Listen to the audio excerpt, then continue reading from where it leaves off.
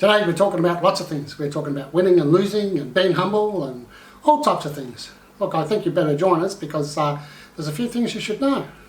It's coming up right now.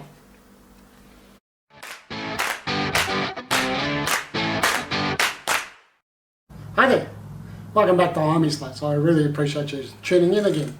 Thank you very much to all my subscribers, and to you new subscribers, welcome. And if you want to be a subscriber, just hit that little button there in YouTube and be a subscriber and get to learn what everybody else is learning out of Hymie's Place. It's not bad.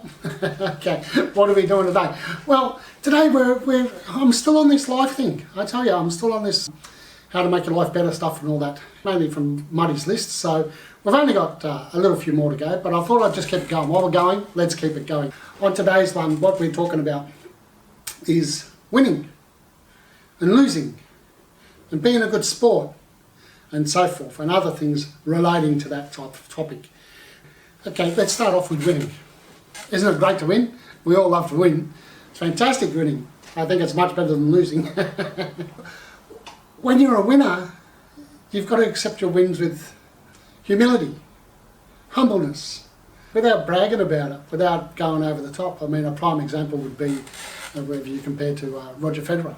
I mean, if you look at Roger Federer, he's the best of all time. He's the GOAT, greatest of all time tennis player. When he wins, he's so humble. He's just so humble of a man that you wouldn't think he won. But here he is, like I said, the GOAT, the greatest of all time. And the way he accepts his winnings, it's just as good as when he accepts his losings. I've seen the guy lose a couple of times. Not very often, but he has been known to lose. And when he does, he's full of humility. He's not cracking it, he's not throwing it and spitting the dummy and making tantrums or anything like that, or blaming anybody else or doing anything else. All he does is he accepts the fact that he lost. He accepts the fact with such humility and humbleness as when he wins, as he does when he loses. That is the prime example of a good winner and an even better loser. I mean, this guy is exemplary in every category. Everything you can think of, this guy is just amazing. On those little things, he surpasses. He surpasses what most people would do. Me personally, I enjoy winning. As I said, I much prefer winning than losing. But when I lose, do I crack it? No, I don't crack it. I just let it go.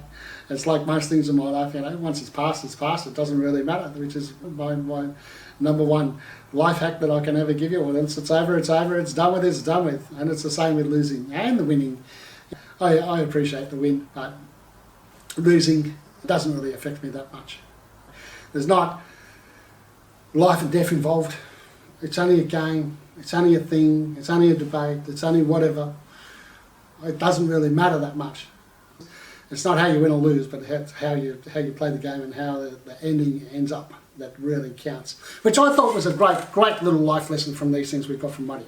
I thought it was fantastic. And there's another part to that, and I'll just have a quick look. With your accomplishments, be like Roger Federer, be modest. Modest about what you do. Anything though, not just sporting. I'm not talking sporting, I'm talking about life. Remember, in this world there was many great people that come before you. Right? They've done some absolutely magnificent things before you. Marie Claire, Pastor, Da Vinci. There's so many greats that you could just rattle off. The Wikipedia is full of them. So there are so many great people in this world that have come before you. Be humble about the things that you achieve in this life. Be humble about them. You need to be humble in your life.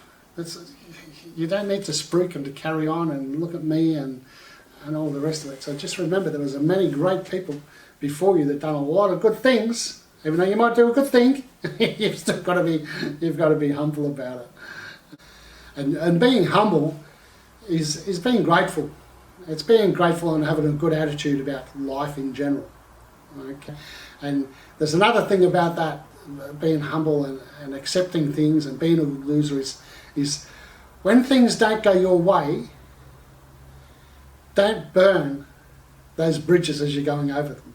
So those friendships and all the other stuff that goes along. I mean, I shouldn't really say that because I'd burn. But if you want a wonderful life according to Muddy, don't burn the bridges.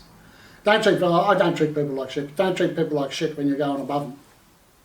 And don't burn those bridges, and don't use people and step over them. So I don't do that, so this is okay. Right, so don't do that. Don't burn your bridges. Don't step over people. Don't treat them like shit. Don't, you know, don't be an arsehole. I was looking for the word, but there's no other word to it. Just don't be an arsehole. When you're having your little wins and you're going up the ladder, just remember, sometimes you come back down. And with those bridges, you cross those bridges many times in your life. So if you burn one, when you come back over there again, it might be gone because you've burnt it. So bridges are there to go back and forth on, not just go one way. You've got to remember that in life, right? Bridges are there to go back and forth on, not just to go one way. So don't burn your bridges behind you, and respect people. And respect is one of my big things. You can see on my header and everywhere else on my place, you see around the respect. And I'm going to get into respect, and I'll tell you what respect is all about. That's respect as in the brand respect, not as in respect because I've already told you what I feel about respect.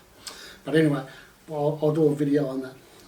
The other thing is, and this is one of the great ones that I just read, is live your life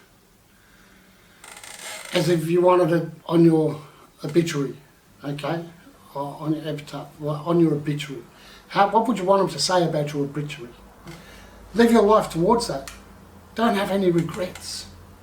Live your life to the fullest. So when they read your obituary, they've got lots of stuff to say. Not just, oh, Hymie, he was a good bloke. Oh yeah, we used to watch his videos. You've got to live your life. You've got to do things in life. You've got lots of things that you can do. You've got to live it as if, okay, well, this is what I want to put on my obituary. So when I crack it, all these buggers know what I've been up to.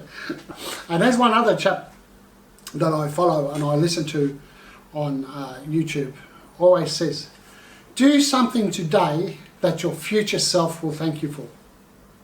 Let's go through that again.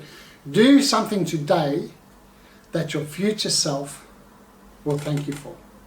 He always signs off on that. What a magnificent thing to say. What a way.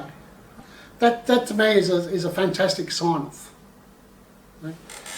Do something today that your future self will thank you for. Perfect. I couldn't have said it a better way. Right? That's a perfect way to sign off. And it's probably a perfect way for me to sign off too. So look, I hope you enjoyed today's little life of what is it? Advice to make your life worthwhile, and I say according to Muddy. So look, thank you very much for joining me, I appreciate it. If you like it, please like it. Have a comment, please comment. And if you get a chance, have a look at these videos, the ones that are popping up here and there. Okay, and subscribe, wherever that button is now. Subscribe to it. Thank you very much.